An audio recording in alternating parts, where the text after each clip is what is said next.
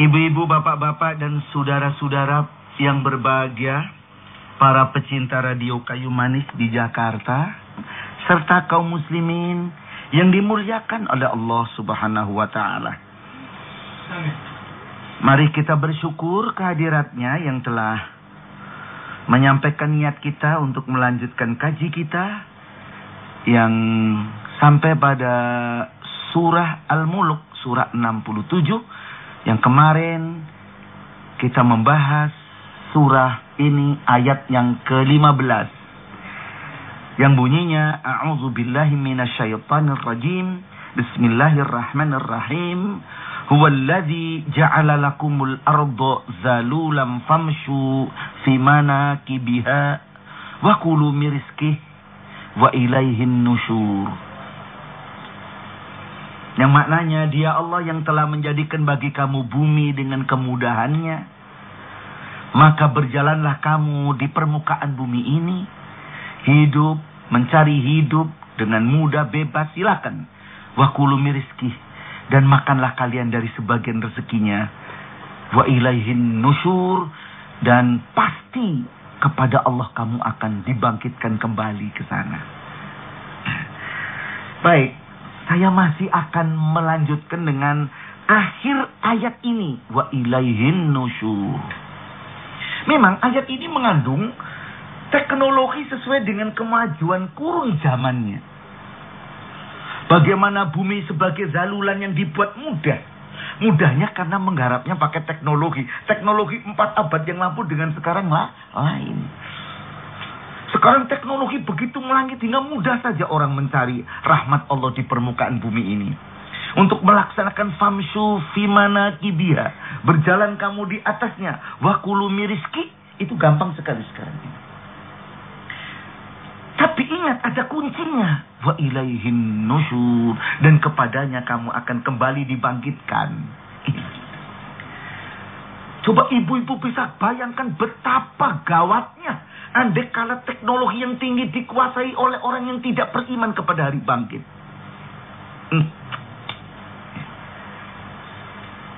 Begitu teknologi tinggi ini apa-apa mudah didapat. Lah kok orangnya tidak beriman kepada hari akhirat, hari pembalasan. Bahwa hidup sesudah mati selesai, tidak ada cerita apa-apa. Oh, bisa berbuat seenaknya sendiri. Mumpung saya punya alat teknologi ini, bukan untuk kebaikan. Kalau perlu untuk nakut-nakuti orang lain. Kalau perlu untuk menakut-nakuti bangsa lain. Ini. Sebab itu diperingatkan oleh Allah. Ini juga mengandung hal-hal yang prediktif ya. Satu nama ramalan. Bahwa besok kalau orang udah teknologi tinggi, apabila tidak disertai iman kepada Allah, akan menimbulkan kecemasan semua pihak. Ya orang bangsa-bangsa di sekarang ya, yang di Amerika, yang di Eropa, yang ada di Rusia, mereka senang-senang menikmati apa yang rakyat bangga dengan teknologinya. Tapi begitu tidur malam, ia masih teragu. Apa besok pagi bisa hidup? Apa besok pagi masih hidup? Apa nanti malam nuklir tidak meledak?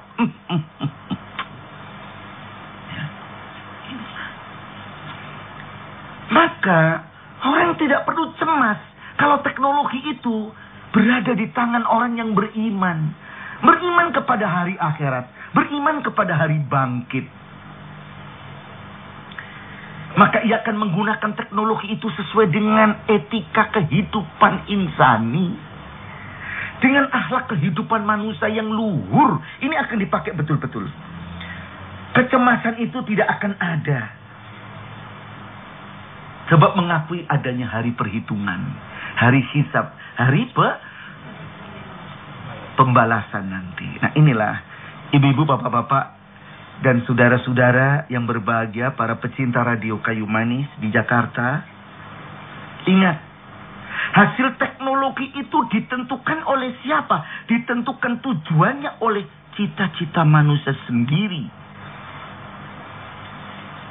Apakah hasil teknologi ini akan dipakai untuk kebaikan, apakah keburukan atau kejahatan?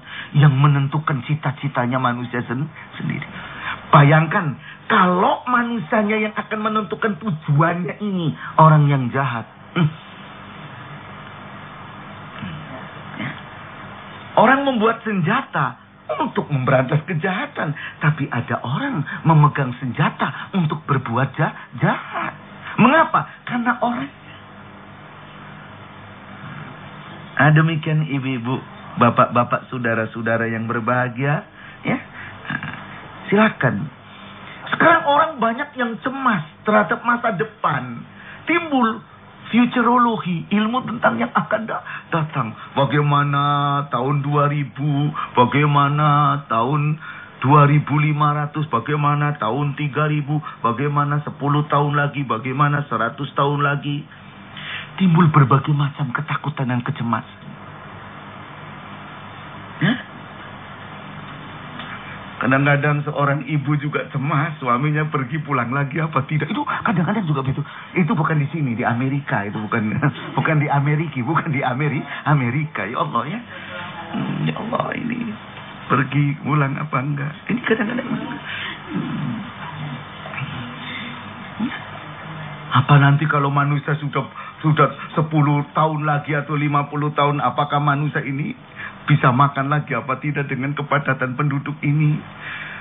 Bagaimana nanti setahun lagi pengotoran udara, bagaimana pencemaran air laut, bagaimana yang kena racun air raksa sekian persen, bagaimana ikan-ikan kalau habis.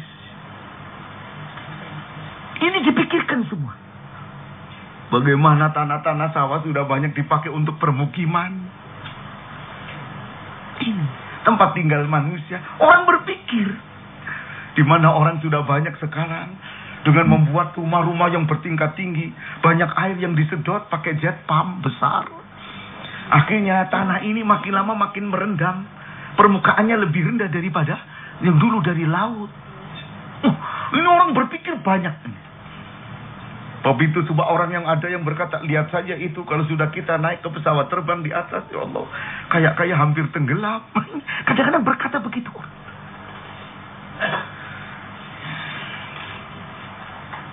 Kecemasan ini tidak perlu ada.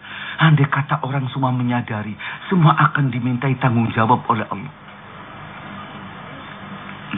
Inilah wa ilaihin nusyur. Silakan lihat surat Al-Mu'minun surat 23 ayat 115. Akan dimintai tanggung jawab. Apa hasibtum annama khalaqnakum abasa wa annakum ilaina la turja'un. Loh.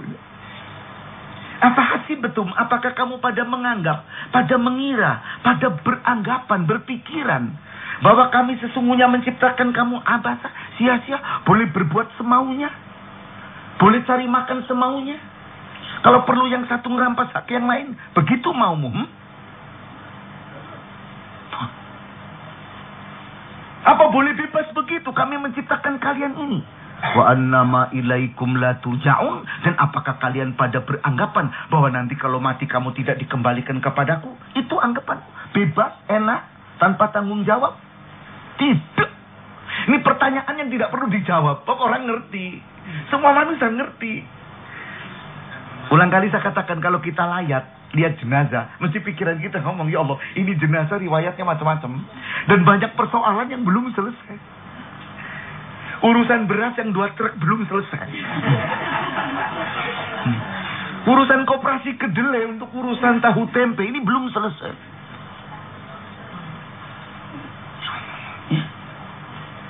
Apakah dengan matinya ini urusan jadi gratis selesai begitu saja? Tidak. Secara moral, orang yang logika benar dan moralnya masih sehat akan mengatakan tidak, membutuhkan penyelesaian. Sebab manusia sebagai khalifatullah fil ard, sebagai wakil Allah di muka bumi untuk diperintahkan mentuntaskan urusannya, tidak pernah tuntas. Maka Allah sendiri yang akan mentuntaskan. Inilah ya. Ini bukan dogma, aksioma. Ya. Apa ibu coba ibu Mubarak nih yang baru datang, Bu Mubarak. Coba kalau ada urusan yang belum selesai dengan orang yang berurusan dengan Bu Mubarak, yang orang itu terus apa Bu Mubarak akan begitu saja? Tidak. Malah keadilan, padahal Allah itu adil. Allah itu adil. Silakan. Nah, Manusia disuruh menegakkan keadilan selalu tidak pernah selesai. Sebab apa? Memang manusia punya kelemahan. Wa khuliqal insanu dha'ifan. Dan diciptakan manusia itu punya kedhaifan, kelemahan. Dan dengan kelemahan itu memang tidak pernah tuntas. Apakah salah kalau Allah menuntaskan dengan hari akhirat? Kita harus berpikir. Ibu-ibu, bapak-bapak, saudara-saudara yang berbahagia, para pecinta Radio Kayu Manis Jakarta, mari kita hayati ayat ini dalam rangka mensukseskan kita masuk menghadap ke akhirat nanti di hadapan Allah, sekaligus untuk mensukseskan pembangunan nasional kita ini. Ya. Dengan mengharap ridho Allah Subhanahu wa Ta'ala. Ini demikian terus kita mohon. Ya. Kita jangan sampai tidak berperan serta di dalam segala aktivitas bangsa dan negara ini. Dengan baik, dengan jujur, dengan semaksimal sesuai dengan kekuatan kita masing-masing. Begitulah ibu-ibu, bapak-bapak, saudara-saudara yang berbahagia. Maka ini kalau sudah ada keimanan, insya Allah akan baik. Teknologi maju pun tidak akan menimbulkan kecemasan kalau yang memegang orang yang berakhlak mulia, berakhlak luhur.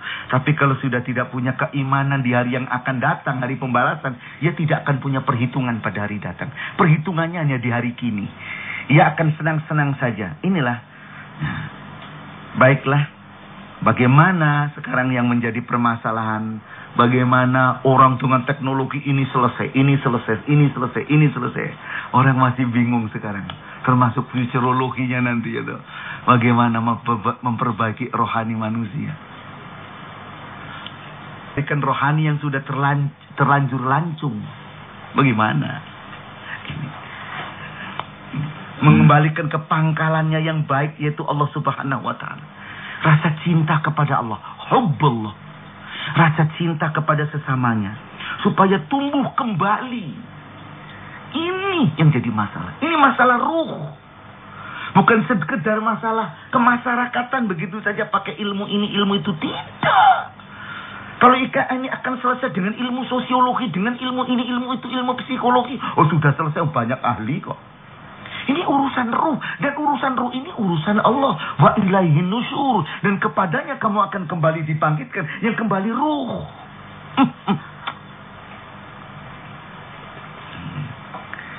Nah inilah.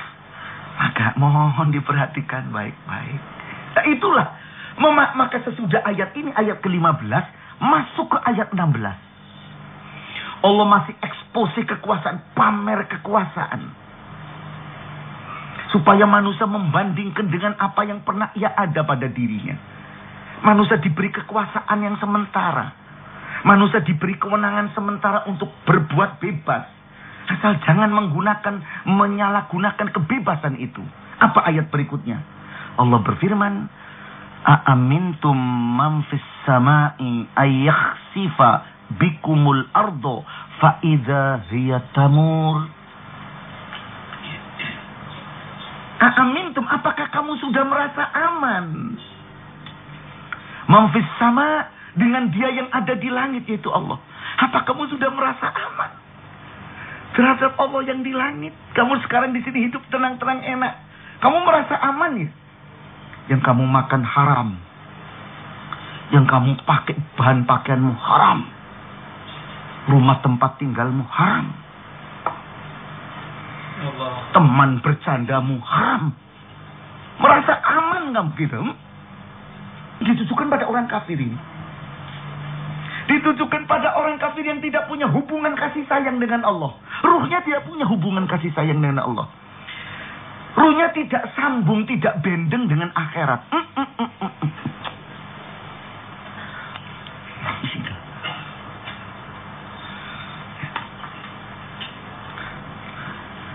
Maka marilah ya, kepada kita semua saja ya, yang muda-muda ini banyak yang ya, ini yang hadir ini 50-50 ini ya, yang muda banyak yang larui sanjo, larui sanjo, setelah larut sanjo juga ada ini si gadis juga ada baru datang, ini gadis baru tibo, Ibu-ibu, bapak-bapak, saudara-saudara yang berbahagia, para pecinta Radio Kayu Manis di Jakarta, Radio Kauman di Bogor, dan Radik 99 di Semarang. Apakah kamu merasa aman? Kata Allah. Mamfis samai, dengan Allah yang ada di langit itu. Ayakhsifa bikumul ardo. Yang dia bisa berbuat apa? Berbuat menjungkir balikan bumi nanti. Fa'idha hiya tamur. Kemudian ia tiba-tiba menjadi berguncang. Jangan enak-enak, tenang. Biasanya orang kalau sedang senang hidupnya kan tuh merasa tenang, gak apa-apa kan, merasa bebas, tidak akan ada bahaya, kan begitu. Begitu yang kamu anggap. Ini diawali dengan harfu istifham A. A itu di sini ia termasuk kalimat interrogatif. Tanya dia. Ditanya, apakah kamu sudah cukup merasa aman dengan hartamu, dengan ilmumu?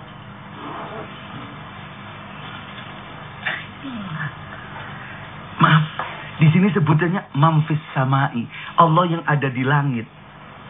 Ya, sebutannya Allah yang ada di langit. Memang kan Allah di langit. Nah inilah, oh Allah di langit, iya, di bumi iya. Saya persilahkan melihat ayat lainnya. Surat 43, surat Az-Zukhruf. Ayatnya 84. Di situ Allah menerangkan tentang bahwa Allah itu tidak hanya di langit, tapi juga di bumi, di mana-mana. Huwallazi fis samai ilahu wa fil ardi ilah. Yang maknanya, dan dia yang ada di langit, ilahun, sebagai Tuhan. Ada Tuhan di langit, dan di bumi juga ada Tuhan. Di mana-mana ada. Wa huwal hakimul alim. Dan dia maha bijaksana dan maha mengetahui. Di surah lain, surah yang ke-57, yaitu surah Al-Hadid. Ayatnya ayat yang keempat, Allah mengatakan, wa huwa ma'akum aynama kuntum. Dan dia selalu beserta kamu di mana saja kamu berada. Wallahu bima ta'maluna basir. Dan Allah itu mengetahui apa saja yang kamu kerjakan. Jadi, maaf, kata-kata di langit memang ada khusus. Mengapa? Ini katanya kemana saja beserta dengan kita. Di langit juga ada, di bumi ada. Kenapa di ayat ini dikhususkan hanya di langit? Ini mas. Ini mesti ada maksudnya kan gitu. Allah berfirman kok nggak ada punya maksud. Nggak ada, Allah kok dianggap iseng. Itu nggak ada. Itu Allah itu mau berfirman begini mesti ada maksud yang dalam. Mengapa? Mengatakan bahwa beliau ada di langit. Ya. Di langit berarti ada di atas. Kalau sudah di atas, menguasai semua makhluk dan hambanya. Menurunkan rahmat bisa, menurunkan laknat juga bisa, menurunkan azab juga mampu. Apa kamu merasa aman dengan Allah yang ada di langit, yang bisa menurunkan rahmat, yang bisa menurunkan azab? Engkau diberi rahmat sudah, tidak bersyukur, malah kufur nikmat, laknat bisa turun. Ini ayat itu begitu tadi. Lanjutannya demikian ini. Hebat sekali. Allah ya hebat. Ya, kita ini yang pikirkan.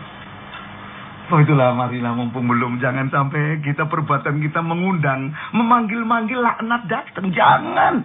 Jangan sekali-kali. Ya mungkin kita sebagai manusia. Mana ada manusia mulus kan tidak ada. Cepat bertobat dong. Cepat. Kalau ingat perbuatannya yang dulu menyesal. Lalu berniat sungguh-sungguh untuk tidak berbuat dan tidak berbuat lagi. Jangan ingat yang dulu malah senyum. Ya Allah, kapan ketemu lagi? Oh, kapan sekali. Ini kapan sekali. Ini gampang kambuh ini. Gampang kambuh begitu ini. Astagfirullahaladzim. Ini bisa kambuh. Oh, alah Mas Joko. Mas Joko itu. Aduh, jadi ini baik-baik deh ya. Jangan sampai inilah. Allahu Akbar. Walillahil hamd. Jadi begitu Allah, mengapa sebutannya di langit? Ini maknanya demikian. Dari langit Allah bisa menurunkan rahmat. Dari langit Allah bisa menurunkan laknat. Mampu menurunkan azab siksa. Apa kamu merasa aman dengan kedudukan Allah yang begitu mutlak? Terus kamu merasa berbuat seenak-enaknya, merasa enak, tenang. Iya. Ini maknanya demikian, Mas. Allah mampu menukar keadaan si kaya menjadi melarat mendadak, bisa. Ya. Orang mampu menukar orang yang gagah begitu langsung lumpuh, bisa. Gagah, hebat, gelap, lumpuh separuh, bisa. Ya Allah, wong kondangan, wong syukuran baik ke sandung. Sandung sikile abuh, ya lah.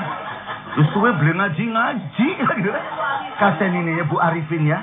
Kita doakan Bu Arifin, mudah-mudahan Allah meringankan rasa sakitnya dan kemudian Allah mensegerakan sembuhnya supaya bisa hadir di tengah-tengah kita kembali, bisa ngaji bersama-sama kita.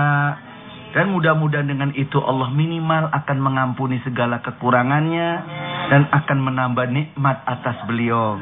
Dan mudah-mudahan putra-putranya, cucunya ya Bu Arifin ini, mudah-mudahan dengan penuh sabar melayani beliau. Sebab orang kalau sakit itu kadang-kadang agak lama itu juga kadang yang meladeni juga kurang sabar. Ya, nanti sudah sakit badan merasa disakiti hati, ya Allah ya Allah. Terus aku kok nggak mati-mati loh gitu. Kadang-kadang pikirannya begitu ya. Kadang-kadang ini sebab itulah ya jangan mudah-mudahan Bu Arifin segera sembuh ya. Amin. Inilah Ibu. Jadi begitulah ya. Allah yang bisa merubah orang yang sehat kontak bisa saja. Begitulah. Begitu mobil yang baik, begitu hebat, bisa keluar ban masih baru, bisa keserempet rusak. Wanita yang cantik, kuning, langsing, wing-wing, minting-minting. Bisa saja keluar kesenggol becak, peot, itu juga bisa namanya. Loh, itu jangan ya. Ini harus hati-hati, jangan sok. Itu. Ini. Itu Allah bisa merubah keadaan mendadak bisa. Pelan-pelan juga bisa. Coba berapa orang berusaha supaya awet muda. Jamu ini. Galian singset. Galian pipa, macam-macam galian diminum galian ini. Tapi itu tidak dapat merubah ketetapan Allah, tidak dapat membelokkan kemauan Allah. Kok ini dibaca toh? Itu. Ya padahal saya sudah bolak-balik minum loh, Jeng. Kan kadang-kadang gitu toh ya. Loh ini lengan kok ya goyor-goyor.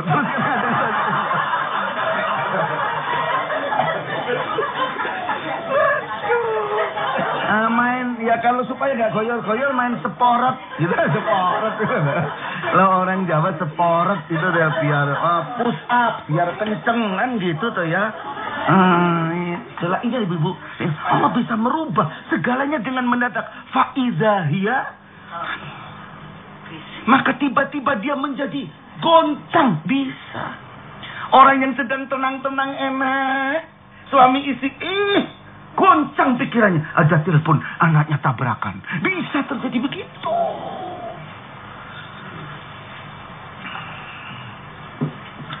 Seorang istri yang dengan tenang-tenang, apa-apa ada. Suaminya kok nggak pulang-pulang.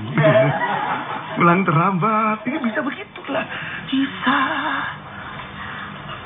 So itulah maka kita terlalu tergantung kepada Allah. Maka baik-baik deh kepada Allah. Jangan suka merasa aman begitu saja. Kita di sini ada aturan. Jangan terus lepas dari aturan Allah terus merasa aman. Jangan. Baiklah, sampai di sini dulu ya. Mudah-mudahan apa yang diterangkan oleh kita bersama ini kita bahas bersama, mendorong kita untuk mampu kita mengendalikan diri kita. Mengendalikan apa? Tata fikir kita. Ya, tata fikir untuk bisa membedakan mana hak, mana batil, mana baik, mana buruk, mana sopan, mana santun, mana tidak. Ya, mengendalikan tata syuur, tata rasa, tata emosi kita. Supaya emosi kita emosi yang dewasa. Yaitu apa? Bersyukur kepada nikmat Allah. Bersabar kepada musibahnya. Musibah yang diberikan pada kita. Supaya apa? Memiliki kedewasaan dalam tata iradah, tata kemauan, tata karsa kita. Ya, kendalikan diri, sanggup mengendalikan kemauan iradah kita. Ya, kalau terdorong oleh nafsu, rem. Ya. Yang berikutnya sanggup mengendalikan apa? Mengendalikan tata wicara, ngomongnya dikendalikan. Ngomong yang bermanfaat, jangan yang tidak manfaat. Kendalikan, jangan ngomong menyakiti hati orang. Ngajak orang, ajak kadang-kadang masih salah paham yang diajak. Dengan baik.